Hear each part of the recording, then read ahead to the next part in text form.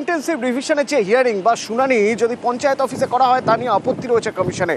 Supreme কোর্টে আজ ফের এই মামলার শুনানি, কেননা ইটাহার ফারাক্কা চাকুলিয়ার ঘটনা উল্লেখ করে মাইক্রো অবজারভার বিএলওরা ভয় পাচ্ছেন বলে দাবি করছে কমিশন।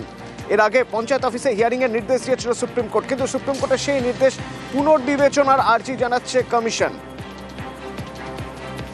কমিশন বুঝতে পেরেছে যে বিভিন্ন জায়গায় হিংসা হচ্ছে, কোনো জায়গায় মাইক্রো অবজারভারকে থাপ্পড় মারা হচ্ছে, কোনো জায়গায় ঢুকে গিয়ে হুজ্জুতি করা হচ্ছে। কারণ তৃণমূল কংগ্রেসের হারমাদ বাহিনী বা গুন্ডা বাহিনী যারা, তারা তো জানে যে এই অফিসগুলো আসলে পার্টি অফিস, পঞ্চায়েতের অফিসগুলো হচ্ছে পার্টি অফিস। তো স্বাভাবিক তারা গিয়ে সেখানে পার্টি অফিসে যেরকম আচরণ করে গুন্ডার মতো সেরকম আচরণ করছে।